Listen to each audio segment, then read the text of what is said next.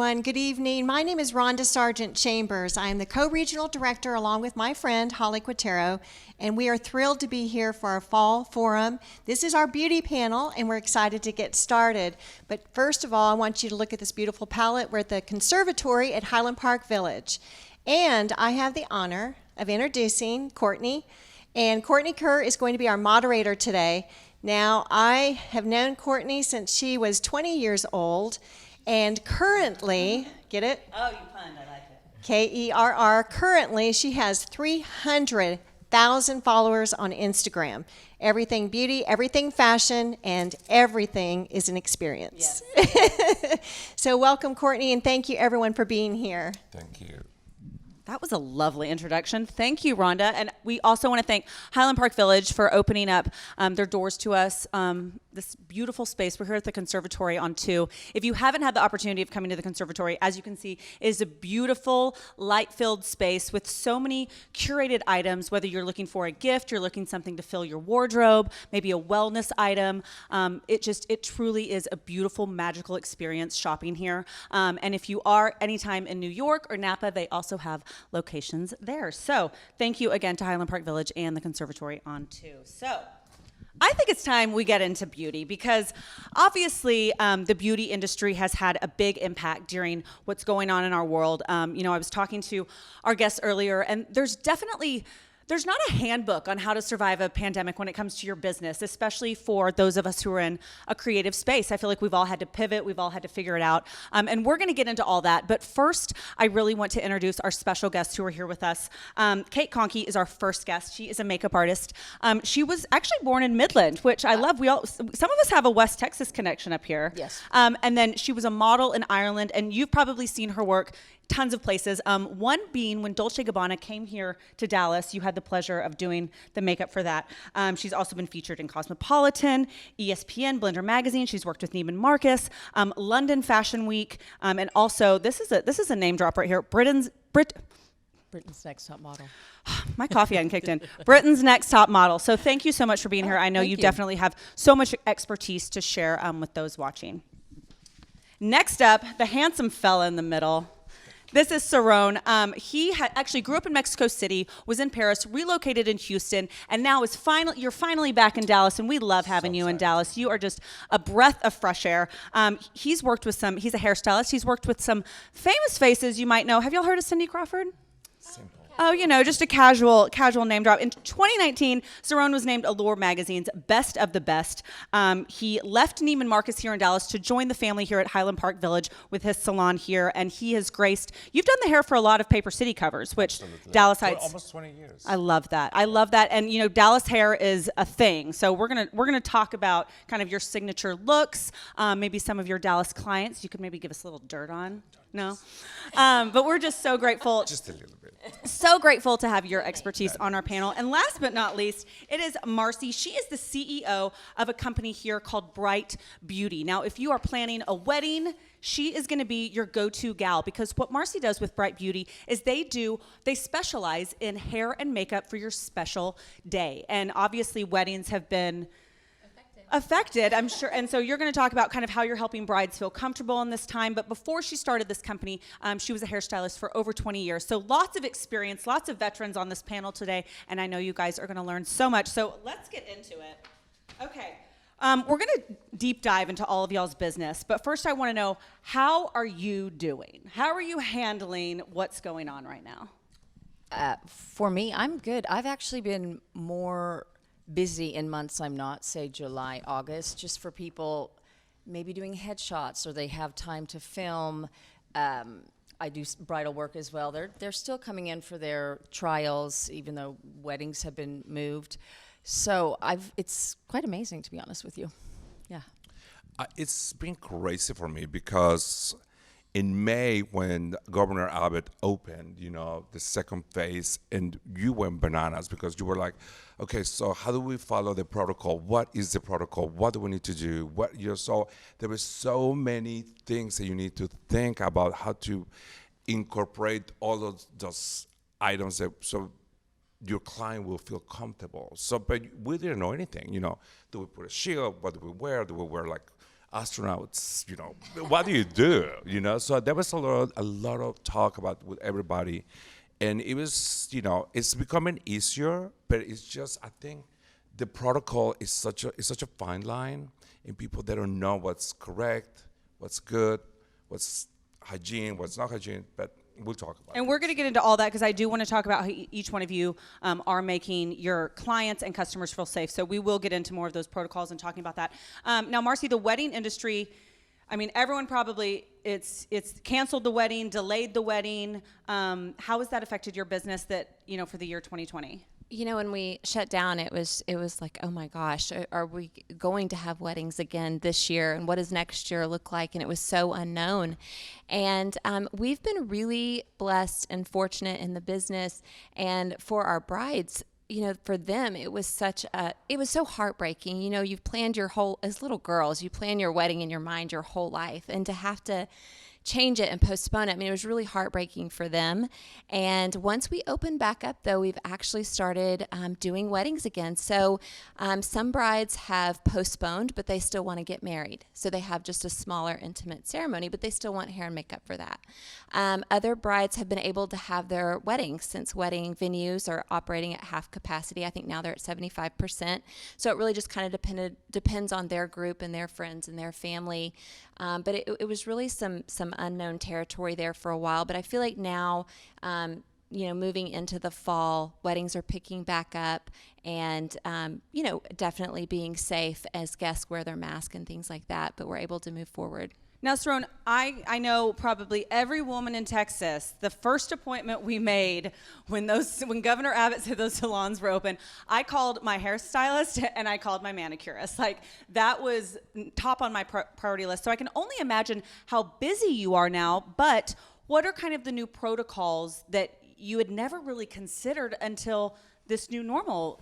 Well, it was like is a happening? tic-tac bomb, because everybody was calling me literally 24/7. Are you open? Are you open? Can I come? I'm ready. It was, how can I say it? There was a lot of corrections that we had to do because a lot of people decided to do their own color. Oh, women taking I love things those into ladies. their own hands. I love those ladies that do those. I love those ladies that do those I color. think like sitting in a chair for 20 years of my life, there might be a moment after a glass of wine that I might go, I've seen her do this enough times. I can probably do my figure own it out. bangs. I can do my own. I can do Cutting the them. bangs. I love those. I didn't even think of that. Oh, like my husband said, oh my God, I said, 143, no 123 in the box, so you had all these crazy colors and everything. But yet, when we opened the doors, we were absolutely, I think people were outside the salon waiting to see, because we could not let everybody just walk in at once. You have to have the social distance, you needed to have all of these things. So people were like desperate to get into the salon. So yes, I did work from 7 a.m. to 12 p.m. Just to fit everybody in. Fit everybody in. Now, as far as scheduling people, how did you decide? Was it like first come, first serve, or was there a priority list? Or, I know there were women who hadn't had their hair done since like March, and then May comes, they're panicking. And so how did you kind of determine who got in first and I can assume there was a wait list. It was a huge wait list. It was just basically, not everybody was willing just to walk into the salon. Everybody was very skeptical. Everybody was, we have to test everybody in the salon before anything else. And it was quite difficult to make that list. But, you have your VIPs, your people that support your business for the longest, so you have to do a little, But not a lot of people were coming back because they have second home somewhere else. And they were just like, can you just please send me the color? And I was like, no, really. But, that was my experience. There was a huge demand. But also a lot of people were asking if I could just open the salon for them, just one person. And I'm like, I'm terribly sorry. I have 14 stylists. They need to take care of their clients as well. Well, it sounds like obviously your customers are your number one priority. Absolutely. Now, Kate, in your industry, you do so much makeup for events, editorial shoots. What have these last 5 months looked like for you? Well, God, there were so many good things booked, and they all revolve around fun and groups, and those were all canceled. That was a little bit frustrating for a quick minute. Because you feel like your hands are tied behind your back, essentially. There's nothing you can do. exactly. But, and I can't really say I've seen events just like booming back. But like a lot of fashion like tests and jobs as well have come back. You just go in with your COVID protocol for makeup, and my agency Campbell handles all that, and then you just go in and work with your new protocol: face shield, face mask, wipes. You separate everything in little baggies for everybody, but people haven't been complete like stringent Nazis, like watching me and feeling scared or feeling intimidated at all. That's good. And Yeah. once again, a lot of it is just about putting your clients and your customers and the models at ease. Saron, I want to talk about, you kind of touched on temperature checks and what you're doing in your salons. But I want to get into we'll get into more of that, but I want to talk about the business. So as creatives, I know a lot of us are self-employed. We're small business owners, some of us. Did y'all apply for PPP loans, any of y'all? As far as your employees, what did that business model look like? If you're willing to be open about that. We were very happy to get it because I kept every single employee in my salon. I think next time we are essential. We should be essential because we are. I think Dallas women would agree that Preach. beauty We are is essential. essential. Yes, Yes. ladies? And Essential. I have to say, it was wonderful because everybody came back to work. It did help me tremendously. It helped, because there's, 16 families that we depend of, the salon not being open. So it really helped most tremendously. And now that it's gone, it's okay because, I think just picked up, where we left. Unfortunately, we live, I think I can speak with the three of us, we have the lunches, the galas, this whole amazing things that we are part of it, and they're gone. So, it's a more slowly paced now.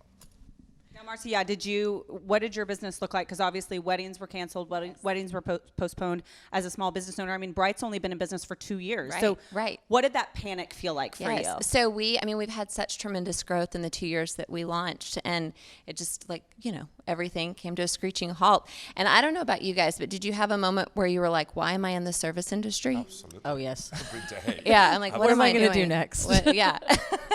But you're in it because you love it and you're passionate about it, and it's your joy. And so, moving past that, yes, it was definitely stopped. I did apply for the PPP, and that helped. I had just hired Allie to do our communications and marketing right before this all happened, and I was determined not to let her go. I was like, we're gonna survive this. And I also wanted to keep our artists in business. So we got really creative. We launched a virtual hair and makeup tutorial platform during that time. We did lots of lives on our Instagram and just really kept busy. And that was, I think that was really beneficial. And our customers saw that, and they still felt connected to us. But yet just the same mindset is we all have to be in this together. How are we going to survive together? And was definitely grateful for that help from the government at that time. It was really critical. So you kind of touched on doing things virtually. I know I follow a lot of makeup artists and hairstylists, across the country, across the world, and they really honed in on doing the IG lives or doing the tutorials, because I feel like this was a time, if there was a new craft you wanted to pick up, or I've had girls message me and go, I finally learned how to put on fake eyelashes because I've had the time to practice. And so a lot of it was women doing a lot of things at home. How did y'all use your social media platforms, if you can speak to this, to keep your name at the top of maybe your clients or your customers or your followers' mind, so that they didn't forget about you? I think if it's okay. Go ahead. Okay. When we're in the business, when you're doing makeup, when you're doing hair, I do hair and run the company, we're not always really great at getting on social media, right? Because Agreed. we're Totally present. agreed. So we're like, well, we're just trying to do the job at hand. And so we let the influencers take care of educating the crowds, right? But it was really fun during that time to hone in on, well, how can we be a better asset to our clientele base and offer that virtually? And so we had a lot of fun, learning how to do better videos and really deep diving into that. And I think it was great to connect with the customers. I was a little afraid to tell people how to do, one process color, to be honest with you. Yes. And to tell about, get the little box. But you know, it was fun because a lot of people that I sent their colors, and I said, watch me at 5 p.m. I'm going to go step by step how to do it, you know, and they loved it. Yes. And that was amazing. I mean, I was getting all these new likes, all these new people liking, you know, the website like so fast because it was just, you know, just by saying, watch me at 5 o'clock. I don't know if I'm going to do a good job, but just watch me. And it was great. So I think it helped a lot. I tend to shy away from filming myself, but I had the opportunity. Susan Posnick, who's Dallas-based makeup artist, she asked me during this time. She said, "Would you film doing color flow, like really simple, easy?"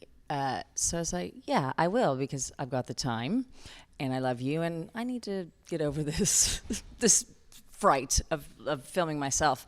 So that was a breakthrough for me, and it was really fun. So I did that, and then I posted a lot of, older work, and then a lot of our makeup artist community. There were just photos going around of other makeup artists just with their clients, like all around the world, just without like all your hashtags and stuff. Just the makeup artists doing makeup on, just to kind of keep that vibration going. I love that. No, there was a video that I saw. You kind of talked about like going live and teaching people how to do things. That was teaching women how to cut their husband's hair. I did that video. I did a video. Okay, listen to this. So we don't do it in the business, but I still cut my husband's hair and a few guys, friends. And so I cut my husband's hair, and I was like, okay, pay attention step by step. Here we go. And I think I posted on Facebook, and you would not believe the amount of people, I didn't even know. They were like, okay, we got through it. You taught me how to, he cut his own, I cut his. It was okay, definitely not professional, but we got through that time through your video. And that was so impactful to me because I was like, oh my gosh, that's awesome. I'm so glad that I got to help y'all get through that time. So I want to talk about maybe personally, I was talking to someone earlier that this was such a great time to pick up new hobbies. Me and my fiance picked up tennis, which was a really fun sport and that we're really enjoying. Was there anything, we all had some extra free time to not only do self-care at home, but to maybe pick up a new hobby or two? Is there anything cooking, anything that you kind of spent a lot of time doing that was unexpected and like a pleasant surprise? Well, I did learn how to change diapers. I have a 14-month baby. So silver lining is I got to see her walk. I love that. So I learned how to do diapers and cleaning and use something that calls Frida that you can pull. Oh yeah, the thing where they suck out the nose. Yeah, the little thing. Very into that. So I was a child expert. I can change a diaper at the airport, at the airplane in 5 seconds. Okay, so let's move on. No, Saron, I want to talk to you again about safety protocols. And y'all, ladies, feel free to chime in. There are still so many women that are nervous about getting back into the salons, or I have friends that haven't even gotten manicures and pedicures and haven't gone to the salon yet. Just it's a real fear that I think a lot of people do have, and you do have to be sensitive to that to some degree. What would you tell to the people watching, maybe people that haven't been brave enough to get back into the salons, about protocols that you've put in place, whether it's we're obviously being at 50 capacity or taking temperature checks or gloves or face shields you mentioned. What can you say to give people a little bit of assurance about getting back into public? To be quite honest with you, we out there, the three of us in this panel, we have spent so much money to put all those guards, to make sure that we have gloves and we have masks, that we have the essential things. I mean, you spend a lot of money trying to do that. So you try to really make sure that your client knows about all of this, everything that we're taking care of. But if you don't feel comfortable, like I say to people, and I hate to say this, but just don't come, you know what I mean? Because if you feel uncomfortable, and if you see something that you don't like, you might blow it out of proportion. Yeah, exactly. So my best, I said, if you at this point you don't feel comfortable, because I think all of us we're taking care of everything. I mean, washing our hands. I mean, my hands are peeling.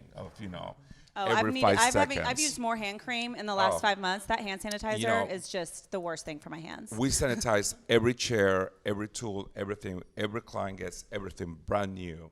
When we're doing a facial, sheets, everything are they're sealed, so people are, you can really show them, they are very, very hygienic, and we're following all the protocol. But if you don't feel comfortable, take your time to come back, I mean, I just... Point.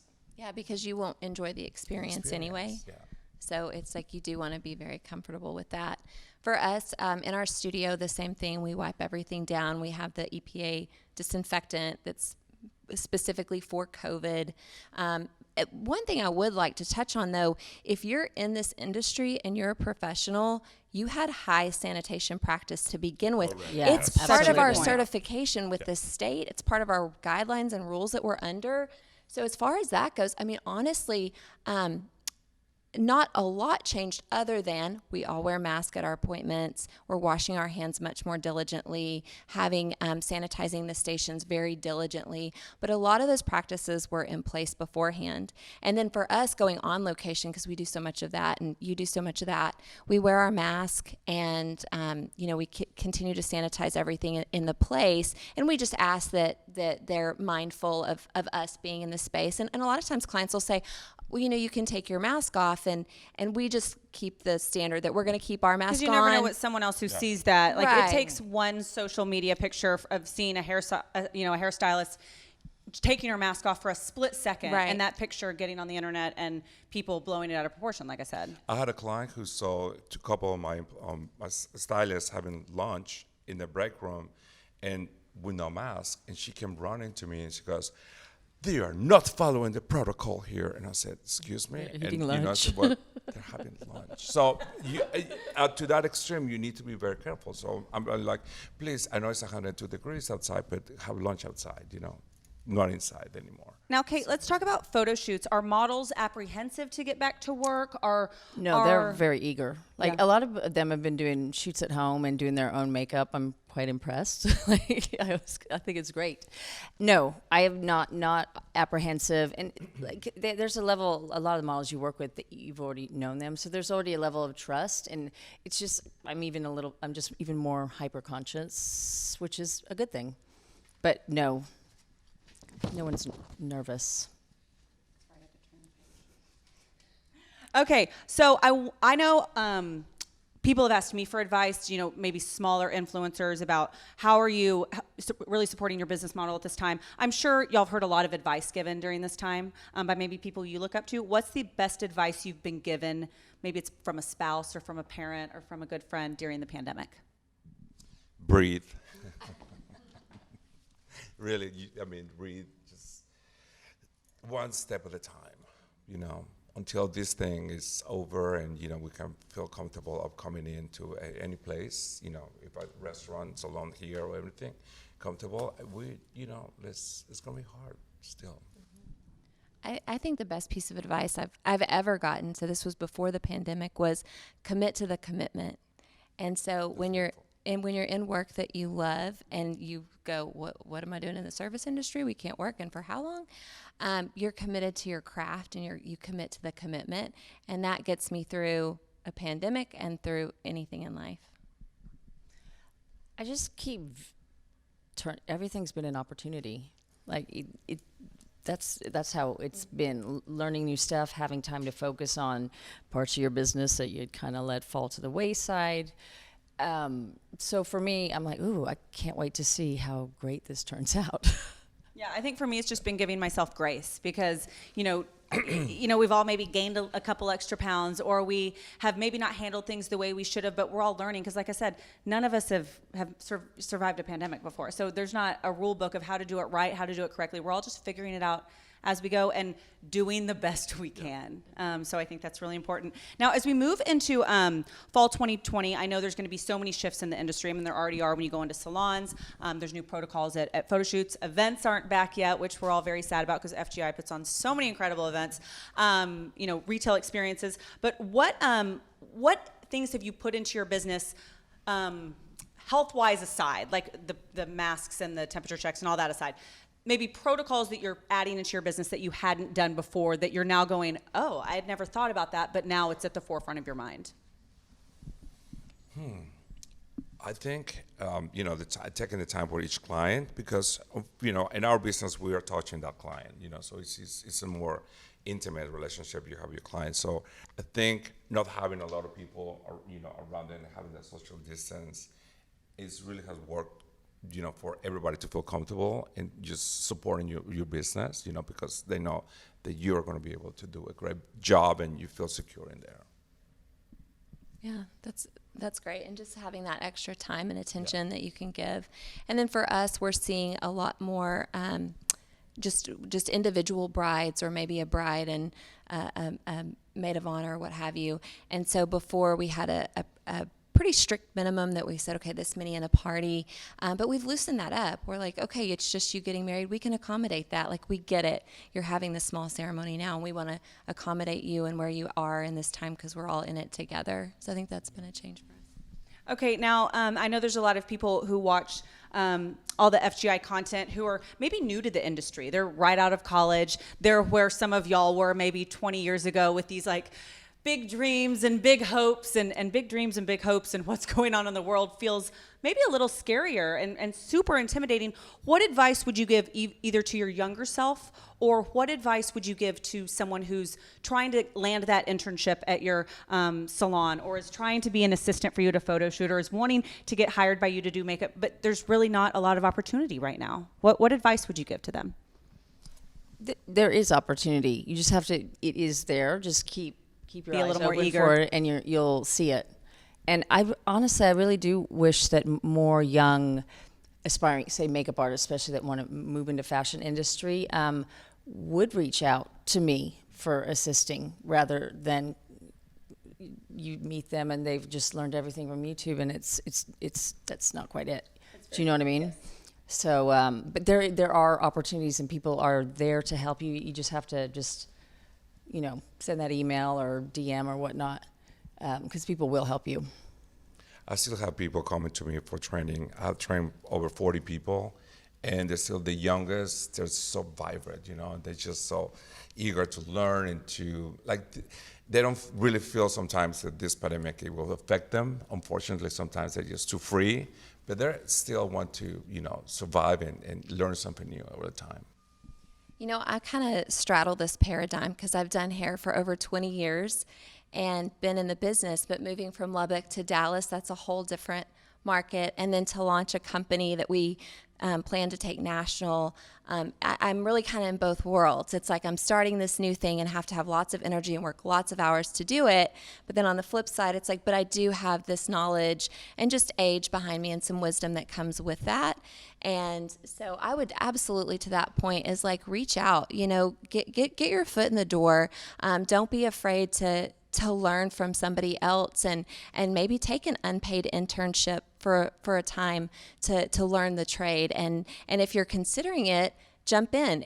Sometimes you jump in and you go, oh, well, this isn't quite for me, but do that. Come shadow a hairdresser if you're considering the field before you go to cosmetology school, and you'll know really quickly, like, yes, this is for me, or maybe it's not a good fit, So I would definitely say that's the advice I have. Well, you guys have given so much great advice today, so much incredible insight to what's happening right here in our backyard in the Dallas beauty community here with FGI Dallas. We want to thank the Conservatory on 2 and Highland Park Village again for offering such a beautiful space and opening it up to us today. And I want to thank Marcy and Cerrone and Kate for just their wisdom, their expertise. And don't forget to follow FGI on all their social channels. And you guys, we really appreciate you joining us today. Thank you.